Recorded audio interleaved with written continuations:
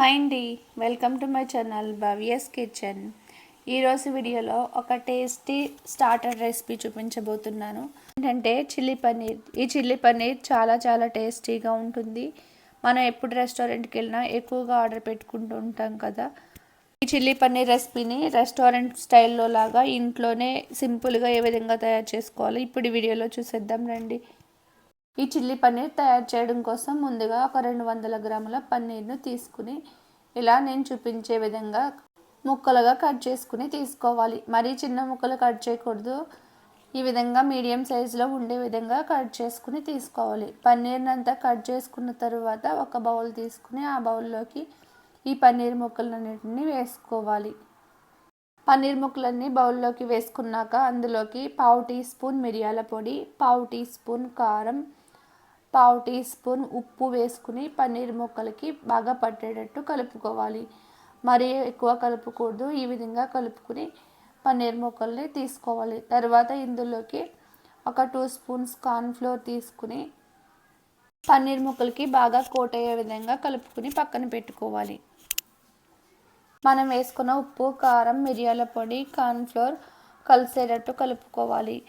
ఇది కలవడం కోసం 1 టేబుల్ స్పూన్స్ వరకు వాటర్ వేసుకుని కలుపుకుని పక్కన పెట్టుకోవాలి. ఇలా పక్కన పెట్టుకున్న పన్నీర్ పీసులన్నిటినీ డీప్ ఫ్రై చేసుకుని తీసుకోవాలి. ఇప్పుడు స్టవ్ వెలిగించుకుని ఒక దలసరిగాపాటి కడాయిని పెట్టుకుని అందులోకి ఆయిల్ వేసుకుని ఆయిల్ బాగా హీట్ అయ్యాక స్టవ్ని లో టు మీడియం ఫ్లేమ్లోకి పెట్టుకుని పన్నీర్ ముక్కలను ఈ విధంగా వేసుకుని ఫ్రై చేసుకుని తీసుకోవాలి. 1 నిమిషం పాటు పన్నీర్ ఫ్రై అయ్యాక ఈ పన్నీర్ను మంచి గోల్డెన్ బ్రౌన్ కలర్ వచ్చేంత వరకు ఫ్రై చేసుకుని తీసుకోవాలి.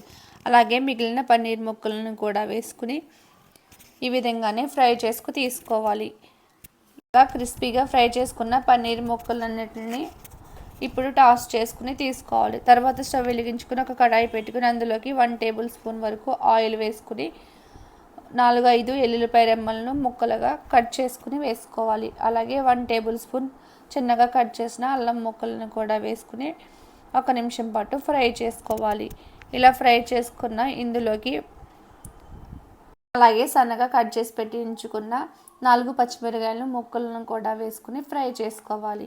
ఇప్పుడు ఇందులోకి పెద్దగా కట్ చేసి పెట్టి ఉంచుకున్న క్యాప్సికమ్ ముక్కలను 1/2 కప్పు వరకు వేసుకోవాలి. అలాగే ఉల్లిపాయలను కూడా ఒక 1/2 కప్పు ఈ విధంగా కట్ చేసుకుని వేసుకోవాలి. ఉల్లిపాయ ముక్కలు, క్యాప్సికమ్ ముక్కలు ఒక 1/2 నిమిషం పాటు ఫ్రై అయితే సరిపోతుంది. ఇదంతా స్టవ్ని హై ఫ్లేమ్లోనే పెట్టుకుని ఫ్రై చేసుకోవాలి.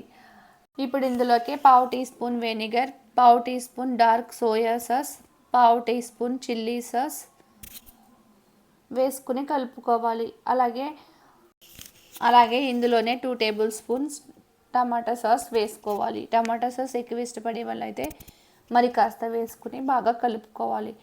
ఈ సాస్లన్నీ వేసాక 1 నిమిషం ఫ్రై చేసుకున్నాక ఇందులోకి ఇప్పుడు ఏదైనా బౌల్ తీసుకుని ఒక బౌల్లోకి 1 టేబుల్ స్పూన్ వరకు కార్న్ఫ్లోర్ తీసుకోవాలి. కార్న్ఫ్లోర్ కలిసేటట్టు వాటర్ వేసుకుని అలా కలుపుకున్న కార్న్ఫ్లోర్ వాటర్ను ఇందులోకి వేసుకుని కలుపుకుంటూ 1 నిమిషం పాటు ఉడికించుకోవాలి. కార్న్ఫ్లవర్ వాటర్ అంతా దగ్గర అయ్యేంత వరకు ఉడికించుకున్నాక ఒకసారి టేస్ట్ చూసుకుని సాల్ట్ సరిపోకపోతే చిటికెడు సాల్ట్ వేసుకోవచ్చు. కాకపోతే మనం వేసుకున్న సాసులన్నిటిలోని సాల్ట్ ఉంటుంది కాబట్టి నేనైతే వేసుకోలేదు. 1 నిమిషం ఉడికించుకున్నాక ఇందులోకి ముందుగా ఫ్రై చేసి పెట్టి ఉంచుకున్న పన్నీర్ ముక్కల్ని వేసుకుని 1 నిమిషం పాటు కలుపుకుంటూ ఉడికించుకోవాలి. పన్నీర్ ముక్కల్ని ఎక్కువ ఫ్రై చేయకూడదు. తర్వాత స్టవ్ ఆపేసుకుని ఇందులోకి స్ప్రింగ్ ఆనియన్స్ ఉంటే స్ప్రింగ్ ఆనియన్స్ వేసుకోవచ్చు. లేకపోతే కొద్దిగా కొత్తిమీర వేసుకుని స్టవ్ ఆఫ్ చేసుకుని సర్వ్ చేసుకుంటే ఎంతో టేస్టీగా ఉండే చిల్లీ పన్నీర్ రెడీ. ఈ చిల్లీ పన్నీర్ని వేడివేడిగా సర్వ్ చేసుకుంటే చాలా చాలా టేస్టీగా ఉంటుంది.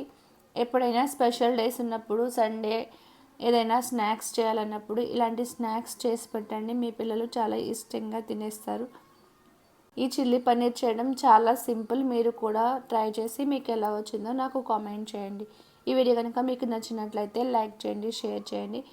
ఫస్ట్ టైం కనుక నా వీడియోలను చూస్తున్నట్లయితే ప్లీజ్ సబ్స్క్రైబ్ చేసుకోండి. పక్కనున్న బెల్ ఐకాన్ని ప్రెస్ చేయండి. Thanks for watching.